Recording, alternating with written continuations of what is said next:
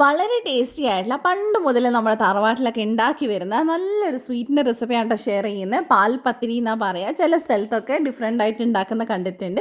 അപ്പോൾ നമ്മുടെ നാട്ടിൽ എങ്ങനെ ഉണ്ടാക്കുന്നതെന്നാണ് കേട്ടോ ഇന്ന് ഷെയർ ചെയ്യുന്നത്. അപ്പോൾ എല്ലാവരും ട്രൈ ചെയ്ത് നോക്കുക. അപ്പോൾ ഇതിന് ആദ്യം തന്നെ മിക്സിയുടെ ജാറിലേക്ക് നമുക്ക് 2 കോഴിമുട്ട പൊട്ടിച്ച് ചേർത്ത് കൊടുക്കുക.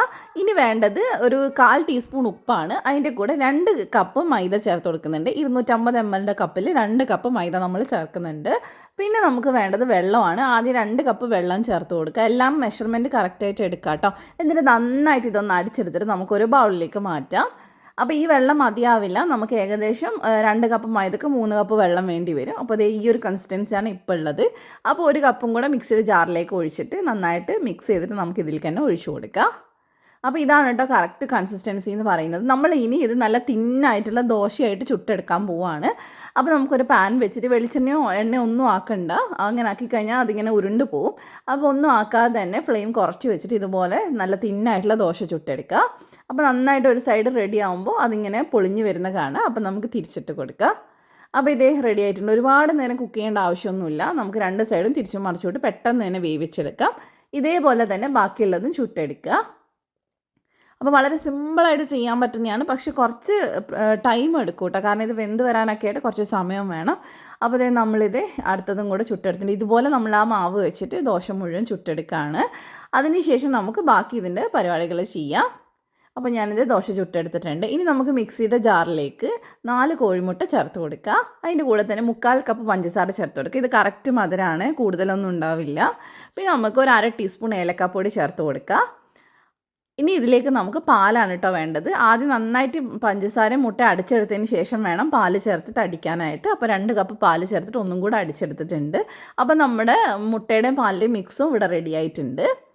അപ്പോൾ ഈ ഒരു കൺസിസ്റ്റൻസിയിലാണ് ഉണ്ടാവുക. ഇനി നമുക്ക് വേണ്ടത് നെയ്യിൽ വറുത്തെടുത്ത അണ്ടിപ്പരിപ്പ് മുന്തിരിയാണ്. അത് ഞാൻ മാറ്റി വെച്ചിട്ടുണ്ട്. ഇനി ഞാനിവിടെ ഒരു കേക്ക് ടിൻ എടുത്തിട്ടുണ്ട്. ഇല്ലെങ്കിൽ ഒരു പ്ലേറ്റോ എന്തെങ്കിലും എടുത്താൽ മതി. അതിലേക്ക് ഞാൻ അടിയിൽ ബട്ടർ പേപ്പർ വെച്ചിട്ടുണ്ട്. അത് വെക്കണോ നിർബന്ധമൊന്നുമില്ല, ഉണ്ടെങ്കിൽ വെച്ചാൽ മതി. അപ്പോൾ ബട്ടർ പേപ്പറിൽ നന്നായിട്ട് എണ്ണയൊക്കെ തടവിന് ശേഷം ഫസ്റ്റ് ഒരു ദോശ വെച്ച് കൊടുക്കുക. അതിനുശേഷം നമുക്ക് ഒരു 1/4 തവി മുട്ടൻ്റെ മിക്സ് ഒഴിച്ചു കൊടുക്കുക. വീണ്ടും അതിൻ്റെ മേലെയായിട്ട് ദോശ വെച്ച് കൊടുക്കുക.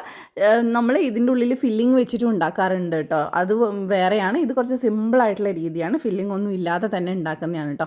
ഇതേപോലെ ഓരോ ദോശ വെക്കുക. കുറച്ച് നമ്മുടെ മുട്ടേൻ്റെ മിക്സ്, ദോശ മുട്ടേൻ്റെ മിക്സ്, അങ്ങനെ നമ്മൾ ഓരോ ലെയറായിട്ട് സെറ്റ് ചെയ്തെടുക്കുക. അപ്പോൾ ഏറ്റവും അവസാനമായിട്ട് നമ്മളിത് 1/4 ഭാഗം ഇത് വെക്കാവുള്ളൂ. കാരണം ഇത് പൊങ്ങി വരും. അതുകൊണ്ട് 1/4 ഭാഗം മാത്രം വെക്കുക. ഏറ്റവും അവസാനമായിട്ട് നമ്മൾ പാലൊഴിച്ചതിന് ശേഷം ഇതുപോലെ അണ്ടിപ്പരിപ്പ് മുന്തിരി ഒന്ന് ഇട്ട് കൊടുക്കുകയാണ്. പിന്നെ ഒരു ഭംഗിക്ക് വേണ്ടി ഞാൻ ഒരു കുറച്ച് ക്യാരറ്റ് ഗ്രേറ്റ് ചെയ്തതും കൂടെ ചേർത്ത് കൊടുക്കുന്നത്. അത് നിർബന്ധമൊന്നുമില്ല കേട്ടോ, കാണാൻ ഒരു രസം ഉണ്ടാവും. അതിന് നമ്മൾ വീണ്ടും കുറച്ച് മുട്ടയുടെ മിക്സ് ഒഴിച്ച് കൊടുക്കുന്നുണ്ട്. മുട്ടയുടെ മിക്സ് ചിലപ്പോൾ കുറച്ച് ബാക്കിയുണ്ടെങ്കിൽ അതങ്ങനെ ഇരുന്നോട്ടെ, മുഴുവൻ ഒഴിക്കേണ്ട ആവശ്യമില്ല. അപ്പോൾ ഇനി നമുക്ക് ഇതുപോലെ ഒരു പാൻ എടുത്തിട്ട്, ഒരു പഴയ പാൻ എടുത്താൽ മതി. അതിനകത്തോട്ട് ഒരു റിങ് ഇറക്കി വെച്ച് കൊടുക്കുക. വെള്ളമൊന്നും ഒഴിക്കരുത്. നമ്മൾ ആവിയിൽ വേവിക്കുകയല്ല ചെയ്യുന്നത്. ജസ്റ്റ് റിങ് ഇറക്കി വെച്ച് കൊടുക്കുക. അതിനുശേഷം ഇത് അടച്ച് വെച്ചിട്ട് ഏകദേശം 40 മിനിറ്റ് നമ്മളിതിനെ വേവിച്ചെടുക്കുകയാണ്. നമ്മൾ ബേക്ക് ചെയ്തെടുക്കുകയാണ് കേട്ടോ ചെയ്യുന്നത്. അപ്പോൾ നന്നായിട്ട് വെന്തിട്ടുണ്ട്. ഇനി ഇത് ചൂടാറുന്ന സമയത്ത് നമുക്കിതിനെ ഫ്ലിപ്പ് ചെയ്തിട്ട് കൊടുക്കുക. സൈഡ് വേണമെങ്കിൽ ഒന്ന് കത്തി വെച്ച് ഇളക്കിയിട്ട് കൊടുക്കുക.